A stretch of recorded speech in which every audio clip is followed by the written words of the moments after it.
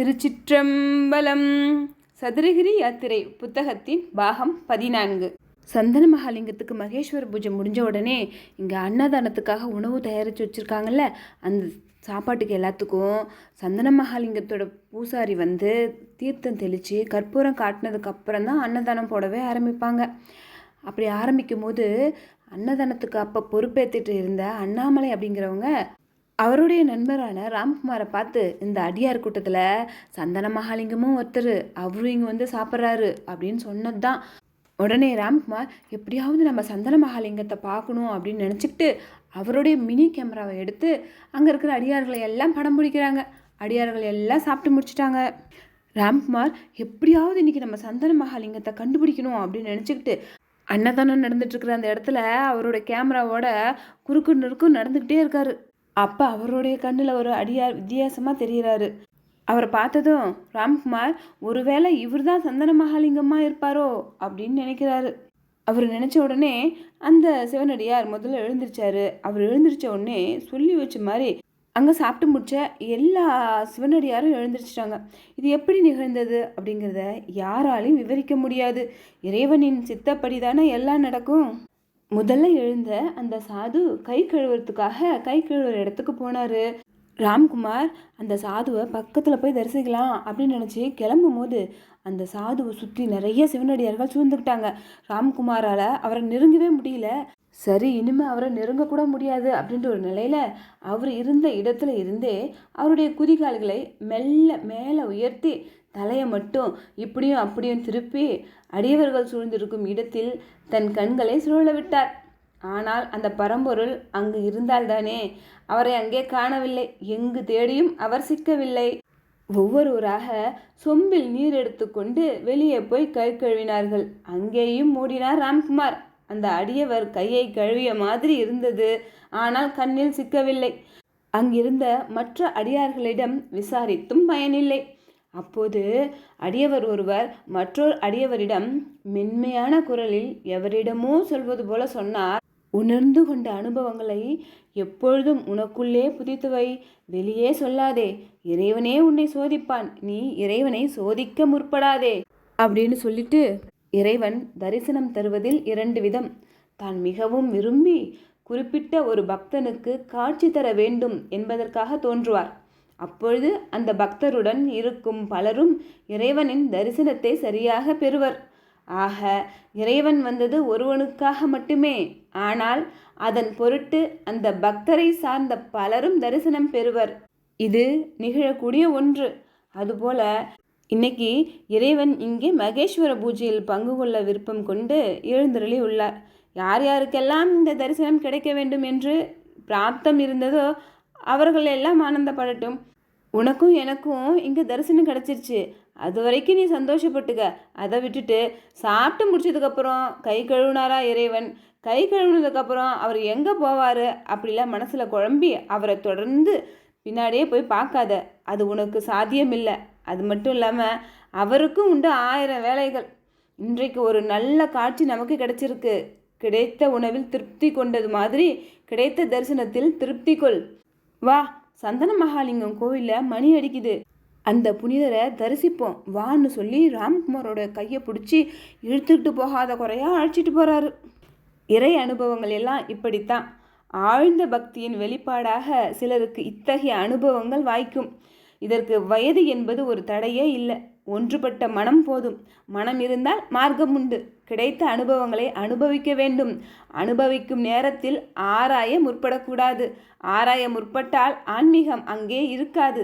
அதாவது மெய்ஞானம் போய் விஞ்ஞானம் தலை தூக்கும். விஞ்ஞானத்துக்கு விளக்கங்கள் தேவை, மெய்ஞானத்துக்கு விளக்கங்கள் வேண்டாம். தன்னை அர்ப்பணித்தாலே போதும். ராம்குமார் அப்போது எடுத்த அந்த வீடியோ காட்சிகள் தற்போது அவரிடம் இல்லை. அவங்க கேட்டாங்க, இவங்க கேட்டாங்க அப்படின்னு பல கைகள் மாறி மாறி அது எங்கே போச்சுன்னே தெரியல. போகட்டும், மனிதர்களுக்கு தான் ஃபோட்டோவும் வீடியோவும். இறைவனுக்கு இதெல்லாம் பொருந்துமா?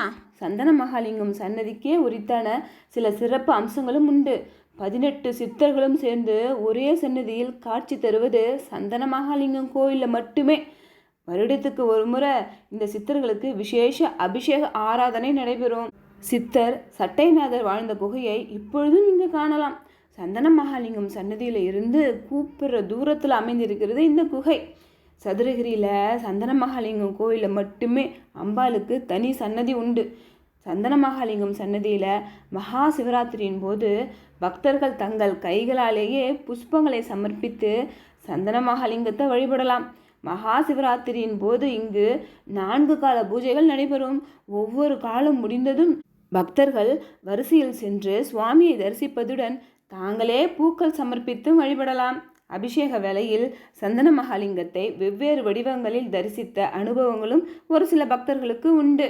அத்தகைய சந்தர்ப்பங்களில் தவம் செய்யும் ஒரு யோகியாகவும் தியானத்தில் ஆழ்ந்திருக்கும் ஒரு முனிவராகவும் சந்தன மகாலிங்கத்தை தரிசித்திருப்பதாக பக்தர் சிலர் கூறுகிறார்கள். ஆடி அமாவாசை அப்ப அமாவாசைக்கு 10 நாட்களுக்கு முன்பிருந்தே ஜனங்கள் சதுரகிரிக்கு வர தொடங்குவாங்க.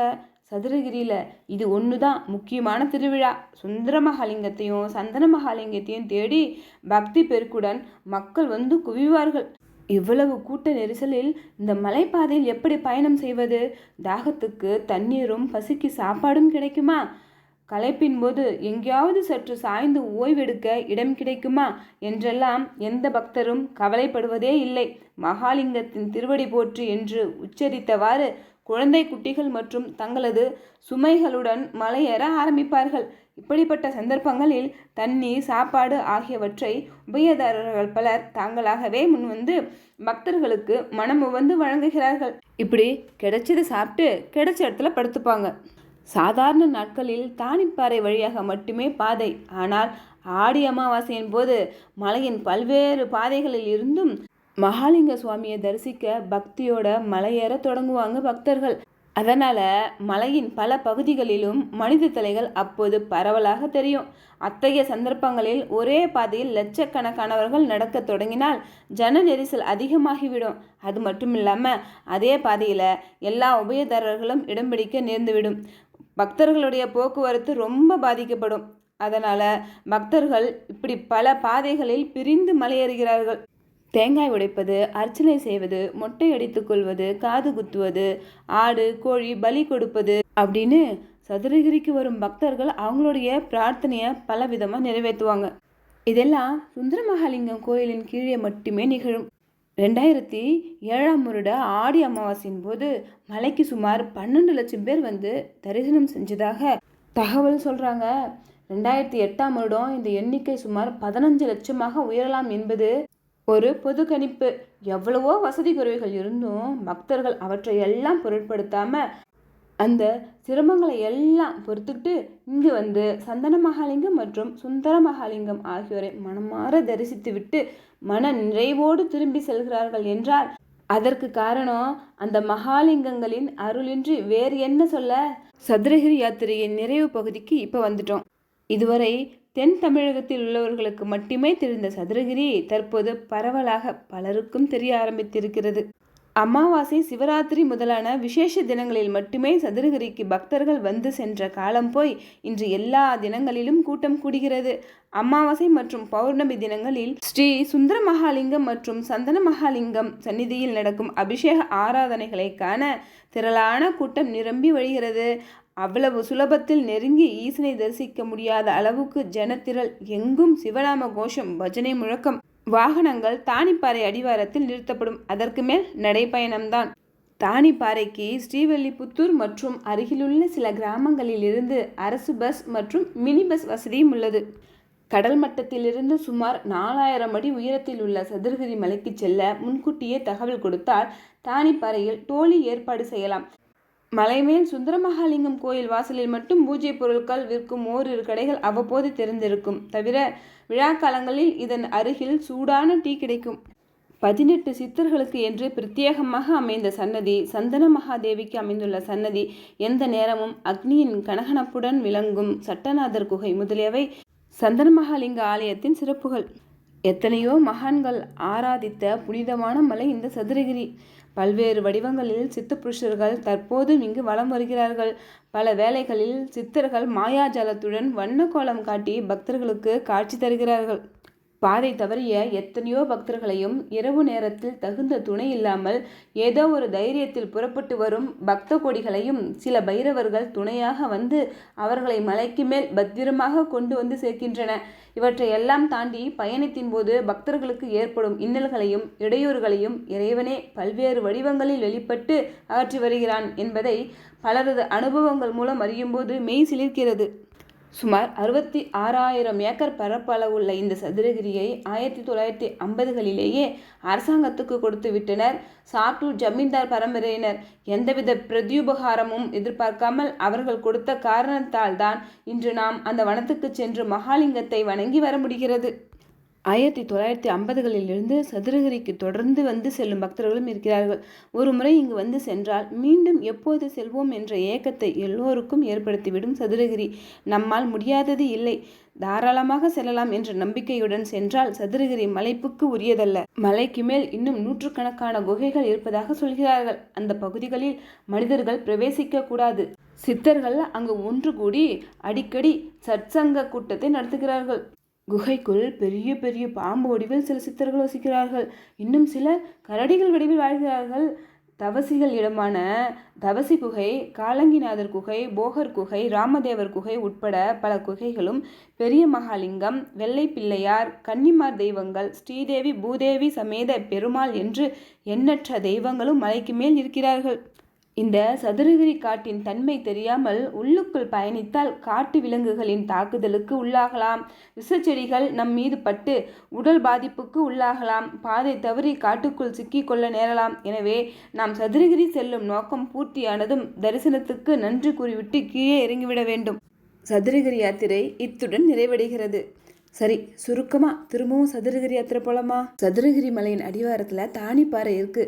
அந்த தானிப்பாறையில ஆசீர்வாத விநாயகர், கருப்பண்ணசாமி, பேச்சியம்மன், ராஜயோக காளியம்மன், நாகர்கள் இவங்க எல்லாம் அங்கே கோயில் கொண்டு இருக்காங்க. அவங்கள வணங்கிட்டு அப்படியே ஒரு 1/2 மணி நேரம் நடந்து போனோன்னா முதல்ல வர்றது குதிரை ஊத்து. அதை கடந்து போனோன்னா மாங்கனி ஊத்து வரும். அதுக்கப்புறம் வழுக்குப்பாறை வரும். அதை கடந்து போனால் அத்தியூத்து, அப்புறம் கோணத்தலை வாசல் வரும். அப்புறம் காராம்பசு தடம் வரும். அப்புறம் கோரகுண்டா பகுதி வரும். அங்கே அர்ஜுனா நதி பாய்ந்து வருது. அந்த கோரகுண்டா பகுதியில் ஒரு குகையில் ஒரு சிவலிங்கம் இருக்குது. ஆனால் அதை வணங்குறது கொஞ்சம் ரிஸ்க்கான வேலை தான். அங்கேருந்து கிளம்பி வந்தோன்னா இரட்டைலிங்கம் சன்னதி இருக்குது.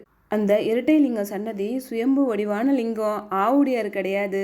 லிங்கத்துக்கு முன்னாடி 2 நந்தியம் பெருமான் மட்டும் இருக்காங்க. அந்த சிவலிங்கத்தை சித்தரான ராமதேவர் பிரதிஷ்டை செஞ்சு பூஜை பண்ணிட்டு இருந்தாராம். அதை கடந்து போனோன்னா பெரிய பசுக்கடை வரும். அப்புறம் அதை தாண்டி போனால் நவ்வா ஊத்து, நாவல் ஊத்துன்னு சொல்கிறாங்க. அப்புறம் அந்த இடத்த தாண்டி போனால் ஆசன பாறை வரும். அங்கே உட்கார்ற அளவுக்கு பாறை நல்லா பலவையாக அழகாக இருக்குமா. அங்கெல்லாம் சித்தர்கள் உட்காந்துருப்பாங்களாம். அங்கே வந்து பக்தர்கள்லாம் போகக்கூடாதான். அதை கடந்து நம்ம போனோன்னா பச்சரிசி மேடு வருமா. அங்கே மணல் எல்லாம் பச்சரிசி மாதிரி அப்படியே வெள்ளையாக இருக்குமா. மழை பெய்யும் போது அந்த மண் எல்லாம் கல் மேலே இருக்கும்போது பச்சரிசி துகள் மாதிரி அப்படி இருக்குமா. அதனால தான் அதுக்கு அந்த பேர் வந்துச்சான். அதை கடந்து போனோன்னா குளிராட்டி அப்படின்னு ஒரு இடம் வருமா. அங்கே ரொம்ப குளுன்னு காற்று வருமா. அதனால தான் அதுக்கு அந்த பேராம். அடுத்தது சின்ன பசுக்கிடை, அப்புறம் வனதுர்க்கை கோவில் வருமா. அதுக்கப்புறம் அங்கேருந்து கிளம்பி போனால் தான் பிலாவடி கருப்பர் சன்னதி வரும். பிலாவடி கருப்பர் சன்னதியில் எப்பவுமே ஒரு பிலாக்காய் குட்டியாக காய்ச்சி தொங்கிட்டு இருக்குமா. அந்த காய் விழுந்தா திருப்பியும் அதே இடத்துல திருப்பி ஒரு பிலாக்காய் காய்ச்சி தொங்குமா. இப்படி ஒரு அதிசயம் அந்த பிலாவடி கருப்பர் சன்னதியில் நடக்குமா. அவர்கிட்ட வேண்டிக்கிட்டா நம்ம வேண்டுதலை கண்டிப்பாக நிறைவேற்றி வைப்பார். பிலாவடி கருப்பர் சன்னதிக்கு பக்கத்தில் தான் தைல கிணறு இருக்கா. அது மட்டும் இல்லாமல் பிரம்ம தீர்த்தமும் அவர் சன்னதிக்கு பக்கத்தில் தான் இருக்கான். பிலாவடி கருப்பர் சன்னதியிலேருந்து கொஞ்சம் தூரம் நடந்து போனோன்னா பாதை 2ஆக பிரியுமா. வலது பக்கம் போனால் சுந்தர மகாலிங்க கோயில் வருமா. இடது பக்கம் போனால் சந்தன மகாலிங்க கோயில் வருமா. சுந்தர மகாலிங்கம், சந்தன மகாலிங்கம் சன்னிதானத்துக்கு மேலே ஏறணுன்னா அங்கே ஒரு தவசி பாறை இருக்குது. அந்த தவசி பாறையில் ஒரு பாயிண்ட் இருக்குது. அங்கேருந்து பார்க்குறது ரொம்ப ரிஸ்க்கான வேலையாம். அந்த தவசி பாறைக்குள்ளே சித்தர்கள் எல்லாம் தவம் பண்ணிட்டு இருந்தாங்களாம். அந்த தவசி பாறைக்கு அடியில் ஏசி பாறை இருக்கான். அங்கே போய் உட்காந்தா குளுன்னு காற்று வருமா. ஆனால் அங்கே போகிறதும் பாதுகாப்பு இல்லையாம். அந்த ஏசி பாறைக்கு அடியில் 9 நவகிரக கற்கள் இருக்கான். அந்த நவகிரக கற்களுக்கு மனிதர்கள் எல்லாம் கற்பூரம் ஏற்றி வழிபடுவாங்களாம். சுந்தர மகாலிங்க சன்னதிக்கு பக்கத்தில் சட்டமுனிவரோட குகையும் இருக்குது. அது மட்டும் இல்லாமல் காளி, மாரி, ஆனந்தவல்லி அம்மன், நாகர், சப்தகன்னியர், நந்தீஸ்வரர் ஆகியோருக்கு தனி சன்னதியும் உண்டு. அப்புறம் சந்தன மகாதேவிக்கும் தனி சன்னதி இருக்குது. சுயம்பு மூர்த்தியான ஸ்ரீ பெரிய மகாலிங்கமும் அங்கே இருக்கார். சுந்தர மகாலிங்கம் சன்னிதானத்துக்கு முன்னாடியே சுந்தரலிங்கம் சன்னதி இருக்குது. அங்கே தான் சித்தர்கள் எல்லாம் ஒன்றா கூடி அங்கே பஜனை பாட்டெல்லாம் பாடுவாங்க. அந்த சுந்தரலிங்கத்தை அகத்தியர் பிரதிஷ்டை செஞ்சு வழிபட்டுட்டு இருந்தார். அவருக்கு அப்புறம் சித்தரான சுந்தரானந்தர் பூஜை பண்ணி வழிபட்டுட்டு இருந்தார். அவ்வளோ பெருமை வாய்ந்த அந்த சிவலிங்கம் நம்ம மனசார வேணா நம்ம வேண்டுதலை கண்டிப்பாக நிறைவேற்றி கொடுப்பாரு. நம்ம சதுரகிரி மலைக்கு போய் அங்கே இருக்கிற இறைவனை வணங்கினா சந்தோஷம்தான். அப்படி போக முடியாதவங்க அடிவாரத்தில் இருக்கிற ஆசீர்வாத விநாயகர்லேருந்து மலைக்கு மேலே இருக்கிற சுந்தரலிங்கம், சுந்தரமகாலிங்கம், சந்தனமகாலிங்கம், சந்தனமகாதேவி எல்லாம் மனசுலேயே நினச்சிக்கிட்டு வணங்கணுன்னா கண்டிப்பாக நம்மளுடைய எண்ணங்கள் நல்லதாக இருந்தால், நம்ம வேண்டுதல் நியாயமானதாக இருந்தால் கண்டிப்பாக அவங்க நிறைவேற்றி கொடுப்பாங்க. மானசீகமாக வேண்டுதலுக்கும் கண்டிப்பாக பலன் தருவாங்க. இதுக்கு உதாரணமே நம்ம பூசலார் நாயனார் தான். மானசீகமாக இறைவனுக்கு கோயில் கட்டி அதுக்கு கும்பாபிஷேகம் பண்ண போகும்போது சிவபெருமான் அங்கே வந்தார்ல, கற்கோவில் கட்டின ராஜாவையே நீ தேதி மாற்றி வச்சுக்கன்னு சொன்னார்ல. அப்போ மானசீக வேண்டுதலுக்கு இறைவன் என்றைக்குமே பலன் கொடுப்பார் அப்படிங்கிறத இதுலேருந்தே நம்ம தெரிஞ்சுக்கலாம்ல. வாய்ப்பு கிடைக்கிறவங்க மலைக்காமல் கோயிலுக்கு போய் இறைவனை தரிசனம் பண்ணணும். அது ரொம்ப நல்லது. வாய்ப்பு கிடைக்கல, போக முடியாத ஒரு பட்சத்தில் வீட்டில் இருந்தே நம்ம சாமி கும்பிடலாம். மானசீகமாக நம்ம எங்கே போகணுன்னு நினைக்கிறோமோ அங்கே மானசீகமாக போய் அங்கே இருக்கிற இறைவனை மனசார நினச்சி தியானம் பண்ணி வணங்கினோன்னா கண்டிப்பாக நமக்கும் இறைவன் அருள் செய்வார். இறைவனை சரணாகதி அடைஞ்சு நீதான்ப்பா எனக்கு எல்லாம் பொறுப்பு அப்படின்னு பொறுப்பை அவர்கிட்ட விட்டுட்டு நம்ம அவரையே நினச்சி அவருடைய பஞ்சாட்சர மந்திரத்தை எப்போவுமே உச்சரிச்சுக்கிட்டே என்ன வேலை செஞ்சுட்டு இருந்தாலும் நம்மளோட உள்ளுக்குள்ளார அந்த பஞ்சாட்சர மந்திரத்தை சொல்லிக்கிட்டே இருந்தோன்னா நம்ம கஷ்டங்களை எல்லாம் கண்டிப்பாக கடவுள் தீர்த்து வைப்பார். சதுரகிரி யாத்திரை நிறைவடைந்தது. திருச்சிற்றம்பலம்.